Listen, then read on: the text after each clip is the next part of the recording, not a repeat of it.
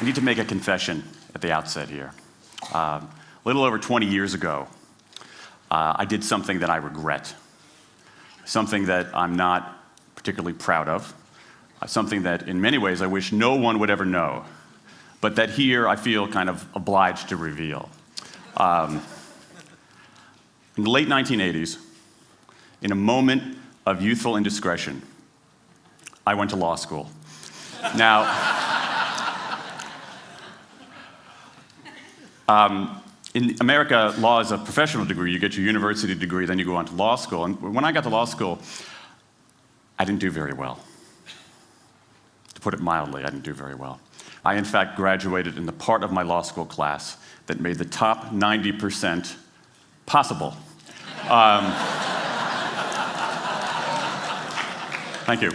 I never practiced law a day in my life. I pretty much wasn't allowed to. But today, against my better judgment, against the advice of my own wife, I want to try to dust off some of those legal skills, what's left of those legal skills. I don't want to tell you a story. I want to make a case. I want to make a hard-headed, evidence-based, dare I say lawyerly case for rethinking how we run our businesses. So, ladies and gentlemen of the jury, take a look at this. This is called the candle problem. Some of you might have seen this before. It was created in 1945 by a psychologist named Carl Duncker. Carl Duncker has created this experiment that's used in a whole variety of experiments in behavioral science. And here's how it works. Suppose I'm the experimenter. I bring you into a room. I give you a candle, some thumbtacks, and some matches. And I say to you, your job is to attach the candle to the wall so the wax doesn't drip onto the table. Now, what would you do? Many people begin trying to thumbtack the candle to the wall. Doesn't work. Some people, and I saw somebody kind of make the motion over here, some people have a great idea where they light the match, melt the side of the candle, try to adhere it to the wall. It's an awesome idea. Doesn't work. And eventually, after 5 or 10 minutes, most people figure out the solution, which you can see here. The key is to overcome what's called functional fixedness. You look at that box and you see it only as a receptacle for the tacks, but it can also have this other function as a platform for the candle. The candle problem. Now, I want to tell you about an experiment using the candle problem done by a scientist named Sam Glucksberg, who's now at Princeton University in the US. This shows the power of incentives. Here's what he did. He gathered his participants and he said, I'm going to time you how quickly you can solve this problem. To one group, he said, I'm going to time you to establish norms, averages, for how long it typically takes someone to solve this sort of problem. To the second group, he offered rewards. He said, if you're in the top 25% of the fastest times, you get $5. If you're the fastest of everyone we're testing here today, you get $20. Okay, now this is several years ago, adjusted for inflation. It's a decent sum of money for a few minutes of work. Okay, it's a nice motivator. Question, how much faster did this group solve the problem? Answer, it took them on average 3.5 minutes longer. 3.5 minutes longer. Now this makes no sense, right? I mean, I'm an American, I believe in free markets, that's not how it's supposed to work, right? If you want people to perform better, you reward them, right? Bonuses, commissions, their own reality show, incentivize them. That's how business works, but that's not happening here. You've got an incentive designed to sharpen thinking and accelerate creativity, and it does just the opposite. It dulls thinking and blocks creativity. And what's interesting about this experiment is that it's not an aberration. This has been replicated over and over and over again for nearly 40 years. These contingent motivators. If you do this, then you get that. Work in some circumstances, but for a lot of tasks, they actually either don't work or often they do harm. This is one of the most robust findings in social science and also one of the most ignored. I spent the last couple of years looking at the science of human motivation, particularly the dynamics of extrinsic motivators and intrinsic motivators. And I'm telling you, it's not even close. If you look at the science, there is a mismatch between what science knows and what business does. And what's alarming here is that our business operating system, think of the set of assumptions and protocols beneath our businesses, how we motivate people, how we apply our human resources. It's built entirely around these extrinsic motivators, around carrots and sticks. That's actually fine for many kinds of 20th century tasks. But for 21st century tasks, that mechanistic reward and punishment approach doesn't work, often doesn't work, and often does harm. Let me show you what I mean. So Glucksberg did another experiment similar to this, where he presented the problem in a slightly different way, like this up here. Okay? Attach the candle to the wall so the wax doesn't drip onto the table. Same deal. You were timing for norms. You were incentivizing. What happened this time? This time, the incentivized group kicked the other group's butt. Why? Because when the tacks are out of the box, it's pretty easy, isn't it? If-then rewards work really well for those sorts of tasks, where there's a simple set of rules and a clear destination to go to. Rewards, by their very nature, narrow our focus, concentrate the mind. That's why they work in so many cases. And so for tasks like this, a narrowed focus where you just see the goal right there, zoom straight ahead to it, they work really well. But for the real candle problem, you don't want to be looking like this. The solution's not over here. The solution's on the periphery. You want to be looking around. That reward actually narrows our focus and restricts our possibility. Let me tell you why this is so important. In Western Europe, in many parts of Asia, in North America, in Australia, white-collar workers are doing less of this kind of work and more of this kind of work. That routine, rule-based, left-brain work, certain kinds of accounting, certain kinds of financial analysis, certain kinds of computer programming, has become fairly easy to outsource, fairly easy to automate. Software can do it faster. Low-cost providers around the world can do it cheaper. So what really matters are the more right-brain, creative, conceptual kinds of abilities. Think about your own work. Think about your own work. Are the problems that you face, or even the problems we've been talking about here, are those kinds of problems, do they have a clear set of rules and a single solution? No. The rules are mystifying. The solution, if it exists at all, is surprising and non-obvious. Everybody in this room is dealing with their own version of the candle problem.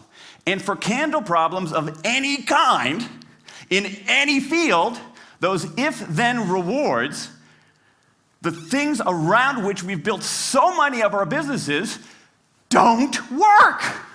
Now, I mean, it makes me crazy. And this is not, here's the thing, this is not a feeling, okay? I'm a lawyer, I don't believe in feelings. This is not a philosophy. I'm an American, I don't believe in philosophy. This is a fact, or as we say in my hometown of Washington, D.C., a true fact. Let me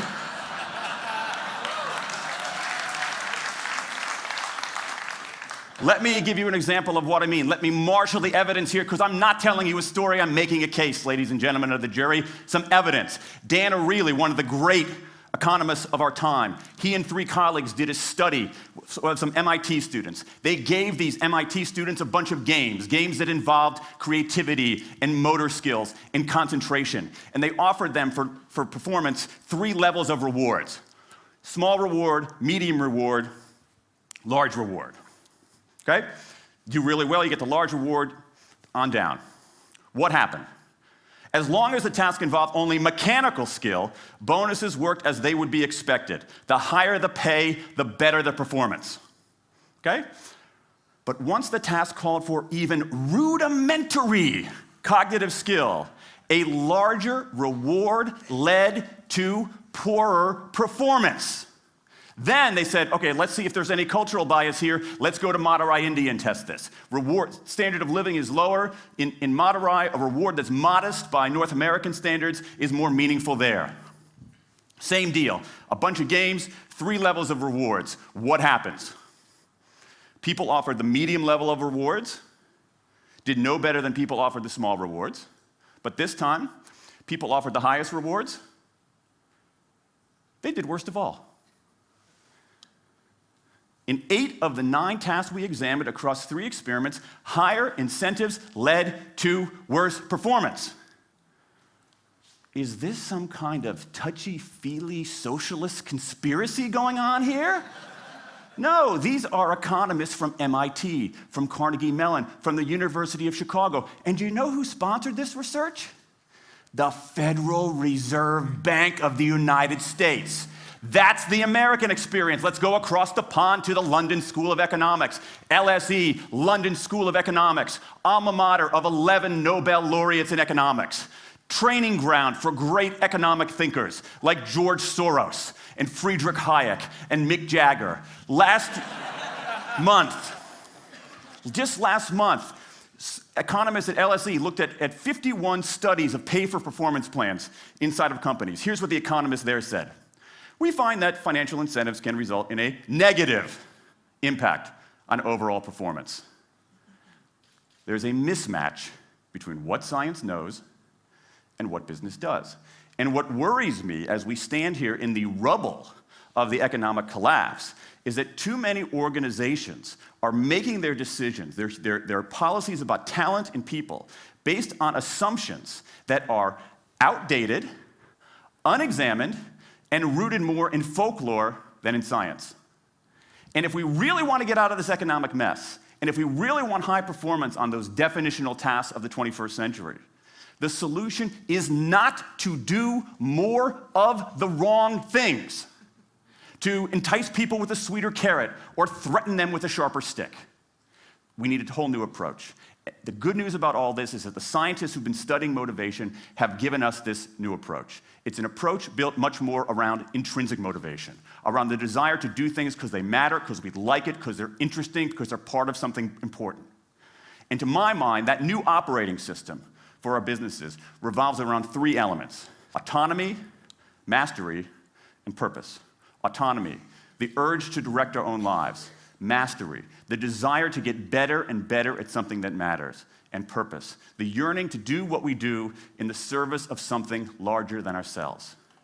These are the building blocks of an entirely new operating system for our businesses. I want to talk today only about autonomy.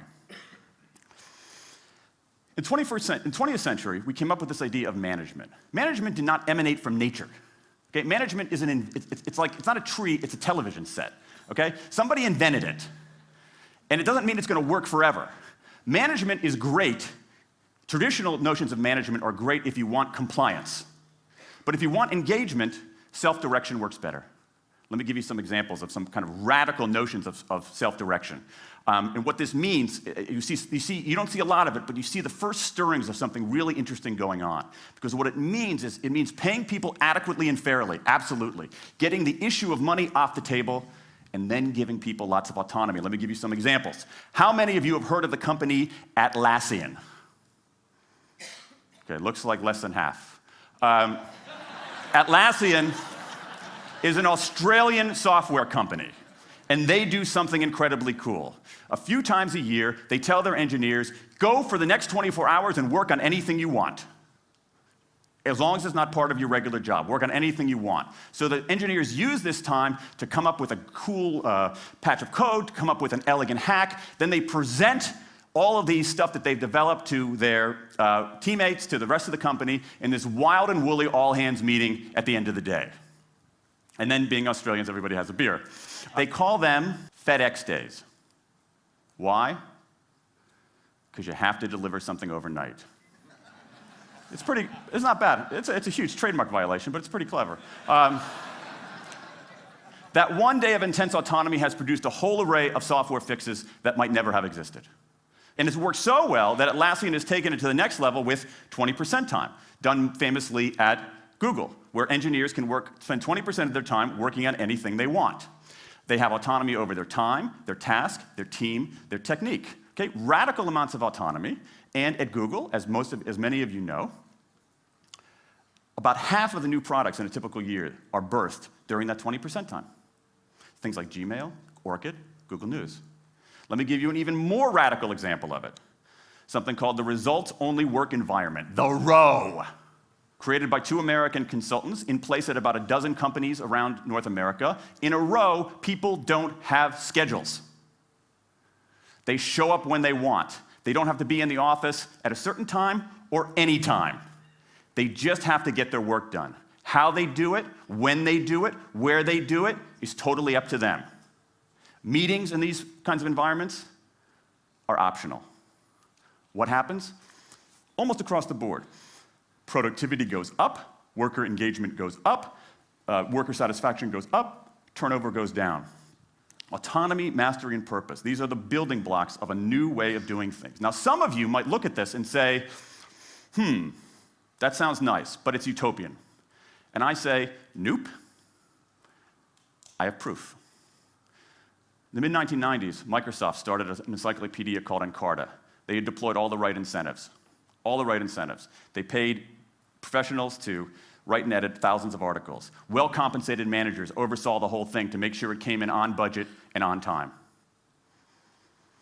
A few years later, another encyclopedia got started. Different model, right? Do it for fun. No one gets paid a cent or a euro or a yen. Do it because you like to do it. Now, if you had, just 10 years ago, if you had gone to an economist anywhere and said, hey, I got these 2 different models for creating an encyclopedia. If they went head-to-head, who would win? 10 years ago, you could not have found a single sober economist anywhere on planet Earth who would have predicted the Wikipedia model. This is the titanic battle between these 2 approaches. This is the Ali Frazier of motivation, right? This is the Thrilla in Manila, all right? Intrinsic motivators versus extrinsic motivators. Autonomy, mastery, and purpose versus carrots and sticks. And who wins? Intrinsic motivation, autonomy, mastery, and purpose in a knockout. Let me wrap up. There's a mismatch between what science knows and what business does, and here's what science knows. 1, those 20th century rewards, those motivators we think are the natural part of business, do work, but only in a surprisingly narrow band of circumstances. 2, those if-then rewards often destroy creativity.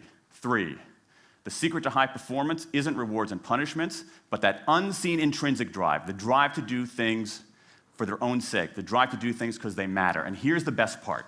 Here's the best part. We already know this. The science confirms what we know in our hearts. So, if we repair this mismatch between what science knows and what business does, if we bring our notions of motivation into the 21st century, if we get past this lazy, dangerous ideology of carrots and sticks, we can strengthen our businesses, we can solve a lot of those candle problems, and maybe, we can change the world. I rest my case.